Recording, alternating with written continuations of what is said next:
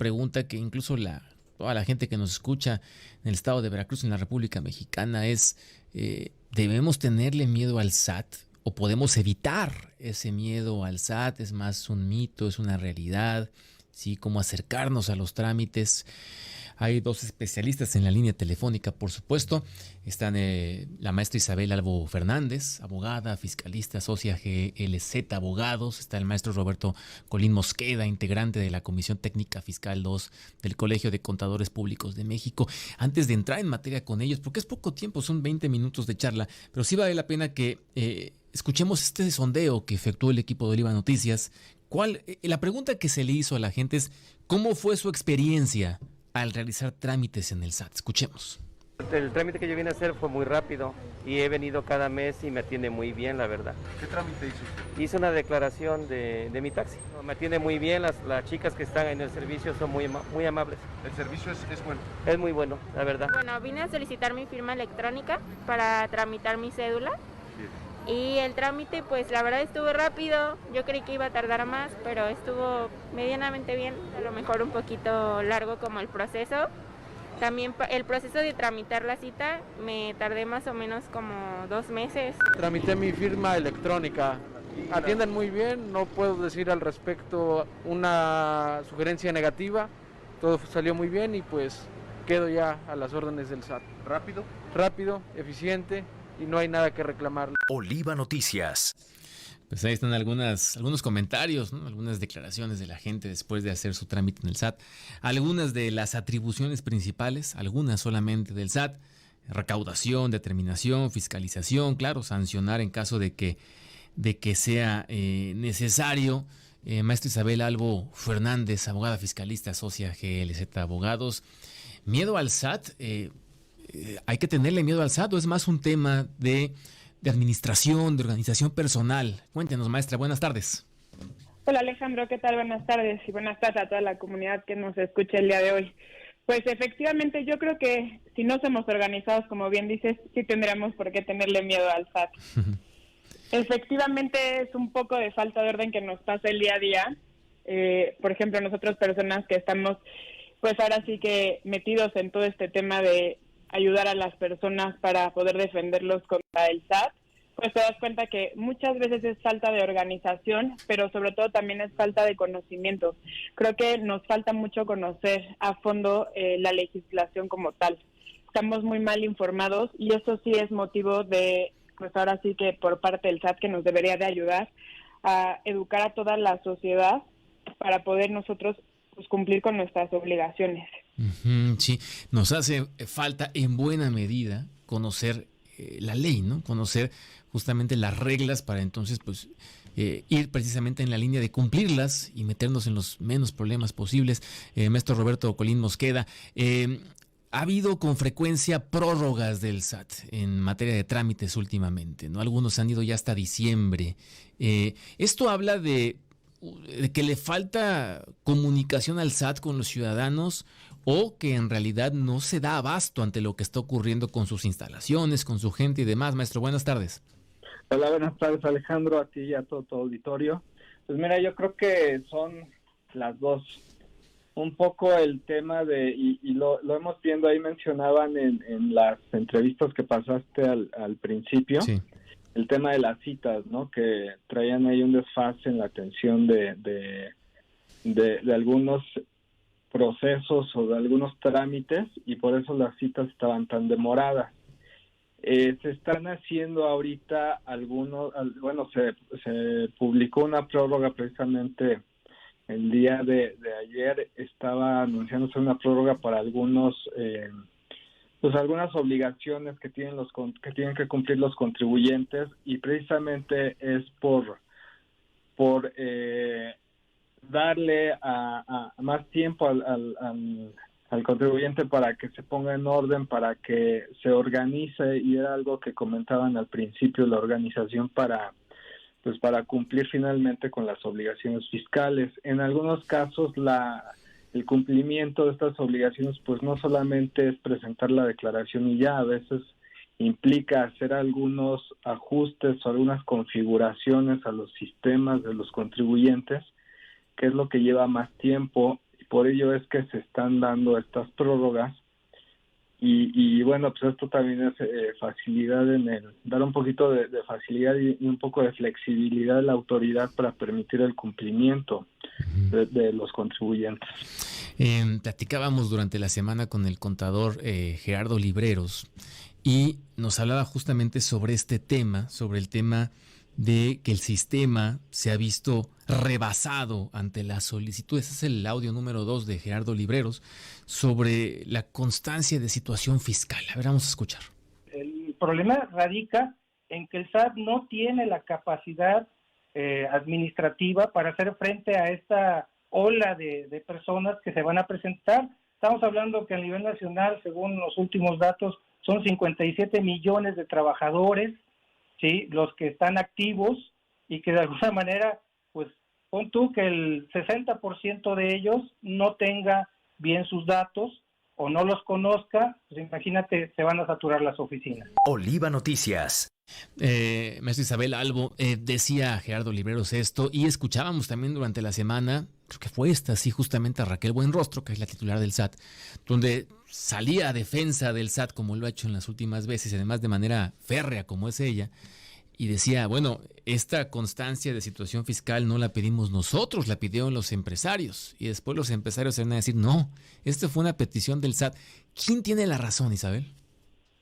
Pues ahora sí que es de esas situaciones en las que no sabemos quién de los dos tiene la razón. Sí. Yo te diría que es una laguna que tenemos en la nueva legislación, porque por un momento tendría que ser obligación del SAT, porque ellos son los que tienen que emitir este tipo de constancias o cédulas con las que tienen que cumplir los trabajadores. Ahora, yo sí creo que el SAT se aprovechó de esta situación, ¿para qué? Para actualizar su base de datos. Porque evidentemente pues no tenían la base de datos totalmente completa, pero más que eso actualizada del grosso de la población que actualmente nos encontramos activos. Entonces, por un lado podría ser que el SAT sí tenga que tener la responsabilidad de cumplir con estos datos actualizados y por otro lado, pues ahora sí que la titular yo creo que más bien se escudó. No, además que Raquel Buenrostro tiene experiencia defendiendo al SAT. De hecho, platicábamos también durante la semana con Gonzalo Juárez. Él es auditor, es fiscalista, y nos hablaba de este miedo natural al SAT, ¿no? Pero que se podía solucionar en buena manera. A ver, escuchemos. Es natural, me parece, para todos los contribuyentes cuando reciben algún asunto o algún requerimiento o algún documento, ni siquiera requerimiento, hasta documento. Yo creo que lo primero que despierta precisamente es ese temor, porque muchas veces se desconoce cuál es la situación fiscal que tenemos. Pues es como el caso de la salud. Cuando tú no sabes de qué trata un padecimiento, lo primero que haces es buscar al médico de tu confianza, y creo que lo mismo pasa con las cuestiones fiscales.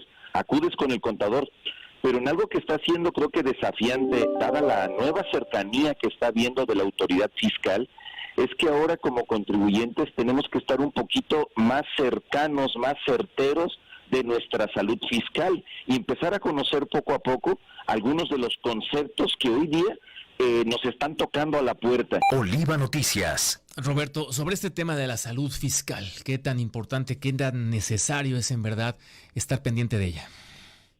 Bueno, mira, yo quisiera comentar antes de sí, para ese tema. Creo que es un tema de cultura, de cultura fiscal, y que la autoridad, pues a lo mejor con medidas que son fuertes, pero ha tratado de cambiar esa forma de pensar de los mexicanos. Decía una jefa anterior del SAT que sí, la evasión fiscal era el deporte nacional. Uh-huh. Y antes parecía así porque pues no pagabas impuestos y no pasaba nada. Y digo, también eran otras circunstancias. En los ingresos petroleros eran importantes que ayudaban a cubrir el gasto público. Hoy en día ya no tenemos ingresos petroleros suficientes que cubran el gasto público, y entonces cuando el gobierno pues voltea hacia los ingresos tributarios. Entonces de ahí que ha venido cambiando un poco la forma de ver la contribución o el pago de los impuestos, porque ahora pues ya se hace más férrea la fiscalización a través de la autoridad fiscal, Y de ahí que al traer a lo mejor unos hábitos donde pues no hacíamos actividades económicas y no presentábamos declaraciones, pues traemos una carga tal vez a veces de algunos meses o años donde pues no sabemos cuál es nuestra salud fiscal, o más bien sabemos que andamos mal. Uh-huh. Como bien decías, cuando nos sentimos mal físicamente, pues vamos al médico. Aquí cuando sabes que has tenido ingresos o una actividad económica y no has cumplido oportunamente, pues traes ahí un rezago que hay que buscar un contador o acercarse a la misma autoridad. Y el mito, como bien comentas, el mito en primera instancia es miedo. Oye, me voy a acercar a la autoridad, híjole, qué miedo, ¿no? Uh-huh.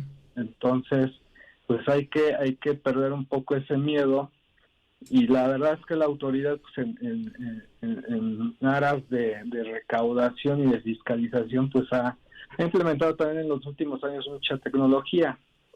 Tan es así que recibimos ya mucha comunicación a través del SAT, a través del buzón tributario, a través de correos, a través de mensajes al teléfono, que despiertan precisamente ese miedo del contribuyente, ¿no? Porque pues finalmente es un aviso de que algo puede pasar.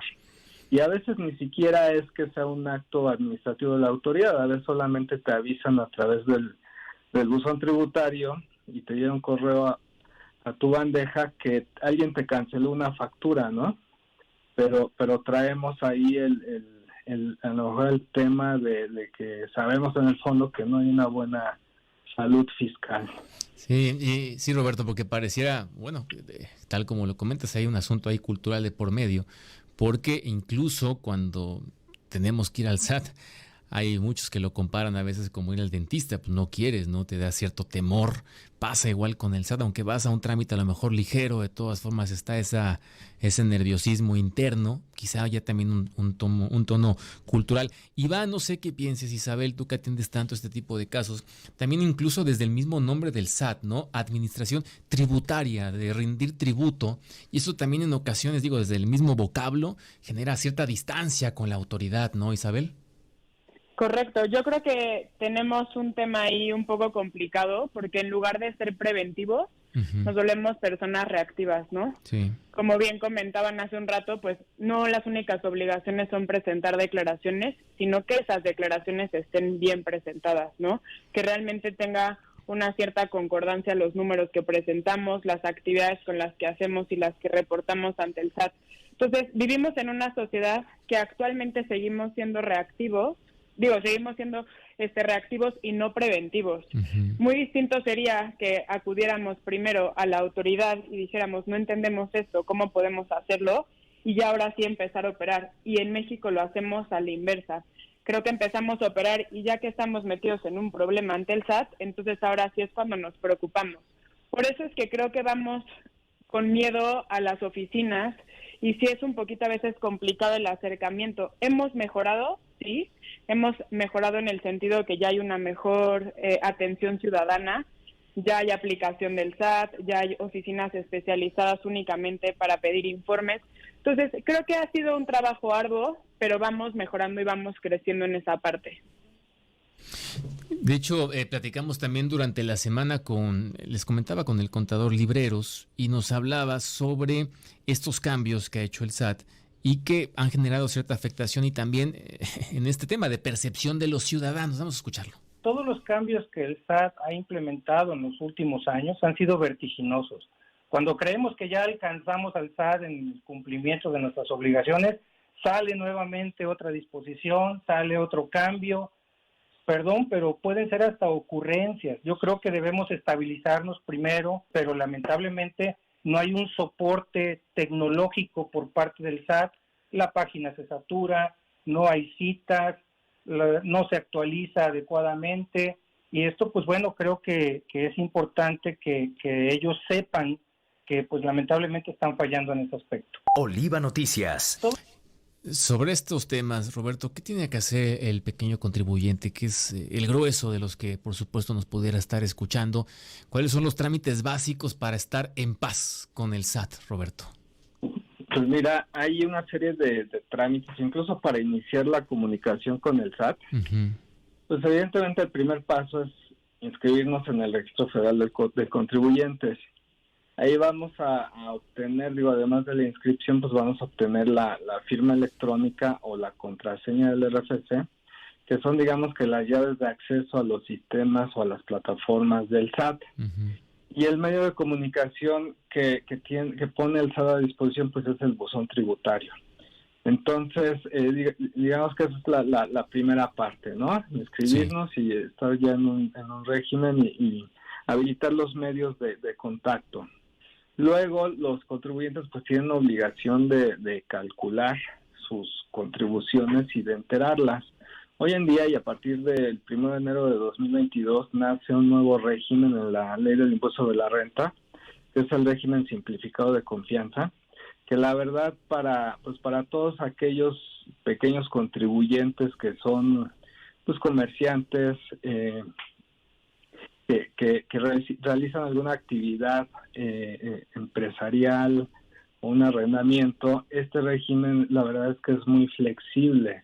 Muy flexible, pero no significa que sea sencillo, porque finalmente se tiene que acceder a las plataformas digitales del SAT o tecnológicas del SAT, y a veces la gente no está muy familiarizada con el uso de plataformas o incluso habrá contribuyentes que no tengan acceso al Internet. Este nuevo régimen es sencillo, la obligación es de calcular los impuestos, presentar las obligaciones de manera mensual y pagarlas, presentar declaración anual. Y además quita otras obligaciones que en el pasado se tenían, como presentar la declaración informativa de operaciones con terceros, presentar contabilidad electrónica, que hacen más sencillo el cumplimiento. Y en materia de pago también la verdad es que el régimen general de actividad empresarial y profesional, pues las tasas de impuestos son muy altas o son más altas, a diferencia de este régimen que la verdad se paga sobre unas tasas que llegan hasta el 2.5% del ingreso que se va obteniendo. Sí. Son tasas muy, muy bajas que eso en la actualidad llevaría a tomar estos beneficios. La recomendación sería que los contribuyentes intentaran tomar estos beneficios. Se paga poco y además se está al día y se está tranquilo. Podemos estar tranquilos que el cumplimiento fiscal es sencillo y es de alguna forma no tan oneroso como en otros regímenes. Sí. Isabel, nos pregunta la gente, y creo que sí es un tema que hay que abordar un poco, es sobre desde dónde hay que arrancar el tema de educarnos en asuntos fiscales, desde la secundaria, desde la prepa, porque en efecto va pasando el tiempo y no tenemos esta educación de manera consistente, ¿no? O la podemos adquirir, pero quienes se dedican o quienes se particularizan sobre el tema, pero de manera general, ¿desde cuándo deberíamos tener esto? Creo que no escuchamos a Isabel. Se nos cortó. ¿Me escuchan? Adelante, sí. Perdón, se había cortado la comunicación, Isabel, adelante. Muchas gracias. Yo creo que debería de ser a partir de preparatoria, porque ahí es cuando somos un poco más conscientes o ya empieza esa necesidad o esas ganas de entrar al mundo laboral. Entonces creo que a partir de ese momento podría ser una buena idea, junto con las clases como de cívica que llevábamos en aquellas épocas, ¿no? Isabel, te pregunto, si no pago mis impuestos, ¿qué sí me puede hacer el SAT? Bueno, pues el SAT evidentemente nos puede multar, incluso puede llegar hasta embargarnos algunos bienes o incluso hasta cuentas bancarias. Entonces es importante que sí realicemos el pago, sobre todo para que no nos multen. Eso es lo primero que nos podrían llegar a hacer. Efectivamente podríamos llegar hasta el tema de embargos, sí, pero para que llegue a eso tendríamos que pasar previamente por algunos procedimientos. ¿Y cuándo tenemos que defendernos del SAT? Por ejemplo, tú eres abogada fiscalista. Pues deberemos de defendernos del SAT cuando nos llegue algún requerimiento específicamente, algún escrito para empezar o iniciar alguna auditoría. Ahí es cuando nosotros podemos entrar a ayudarlos para defenderse del SAT.